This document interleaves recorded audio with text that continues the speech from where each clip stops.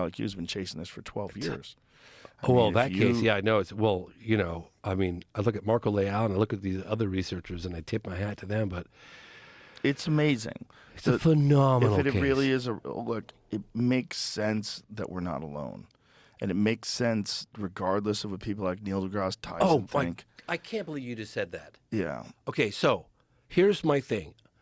We love Neil deGrasse Tyson. He is a treasure to the world. He makes science exciting. He gets children interested. The guy's gregarious. He's funny. He's wicked bright. But when he talks about this aspect, UAP or UFO, we all cringe because he clearly doesn't know. And he goes right to ET. I'm like, nobody's screaming from the hilltop, ET has landed. We're saying that there are structured craft of unknown origin exhibiting a technology far beyond anything that we comprehend, according to the military people I've talked to around the world. And we don't know where they come from. We'd like to know. And I say to Neil deGrasse Tyson, I'm serious, and I hope you don't take this the wrong way, but I'll put $25,000 on the table right here and right now. If he watches the phenomenon and he has the same position after watching that evidence that we put together carefully with the help of Jacques Vallée and many others to present that case to a jury, if he has the same viewpoint after he watches that film, you tell me, pick any organization of your choice, nonprofit, and I'll give $25,000 to that organization. I don't think you're going to change his mind with that documentary. No, I really don't. No, what he's going to say is, clearly there's something going on, because I even got Michael Shermer, who's Skeptic Magazine, is like, wow, this is intriguing. Because Michio Kaku has publicly stated now that the preponderance of evidence is now it leans in the direction of it being real. Yeah, no, it's not. Look, the phenomenon is real. The only speculation is, what is it? What is it? People jump to conclusions quickly, and they start talking about babies floating in incubators out of Alpha Centauri, and that's when you just lose everybody. It's like, whoa, hang on a second. Nobody's saying that. What we're saying is there's a physical phenomenon taking place, nuts and bolts, craft, that are flying rings around our fastest jets, that have left imprints on the ground. They're picked up by radar sensor, photographic sensors, FLIR sensors. They're seen visually. Some cases, people claim that we've recovered them. Okay. But let's just forget even that aspect of it. Let's just say that, the David Fravors of the world, and there's cases dating back forever. I mean, really credible cases. What are those? Is it us? Wow. Well, if it's us, they sure have been hiding some revolutionary technology for over 75 years. That in itself is a huge story. They've got things that fly without wings, without visible means of propulsion, without making any sound, any air disturbance, that can do right-angle turns at high speed.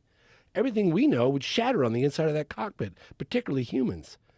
So what I'm saying is, we know that. We know that 5 or 10% of this represents possibly originating from a non-human intelligence. That seems to be the direction we're leaning in. So when Neil deGrasse Tyson comes forward and says what he says, I'm like, you're just not... I've had intelligence folks go, God, I'd like to talk to that guy. Well, the weirdest one he says is that why would they be interested in us? Which I find hilarious. Why wouldn't they be interested in us? Yeah, why wouldn't they be? Of course, especially once we develop nuclear technology. Totally. I mean, we could fuck up. We're crazy territorial apes. Has to be a correlation there. Yeah, I mean, it makes sense. It only makes sense. It literally only makes sense. It really if you does. are an alien life form that is interested in the development of intelligent life in the universe, you would realize it's probably a precarious balancing point when they reach this apex of technology, especially when it comes to nuclear power. And especially when it comes to like what we have available here on Earth in terms of natural resources, and we battle for it, and we're territorial. We control territories.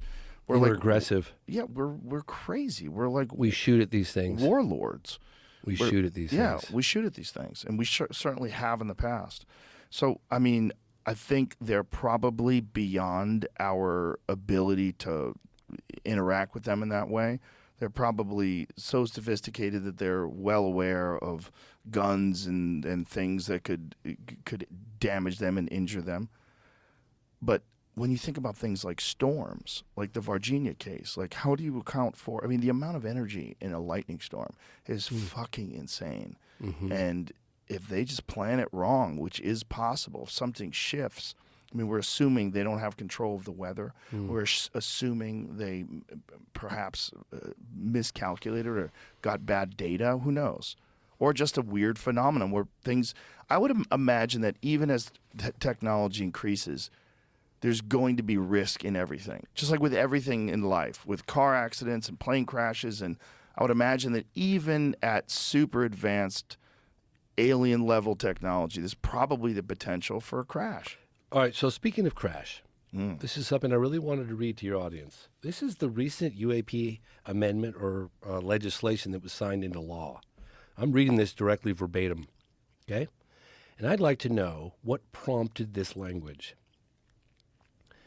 Any activity, thank you, Senator Gillibrand and Rubio and others, any activity or program by a department or agency of the federal government or a contractor of such a department or agency related to unidentified anomalous phenomena, including with respect to material retrieval, material analysis, reverse engineering, research and development, detection and tracking, development or operational testing. Now it's right here. You can look it up. It's the UAP legislation. What prompted that? What prompted that? What prompted the whistleblower stuff? I mean, look at the whistleblower stuff. What does it say? Protection for individuals making authorized disclosures. Okay? Shall not be subject to a non-disclosure agreement entered into by the individual who makes the disclosure. Shall be deemed to comply, and it goes on. Does that not say something? That Congress and the senators are getting wind of what's going on? Why would they put that language in there? Reverse engineering, recovered materials? I mean, come on, man. It's pretty compelling stuff. Well,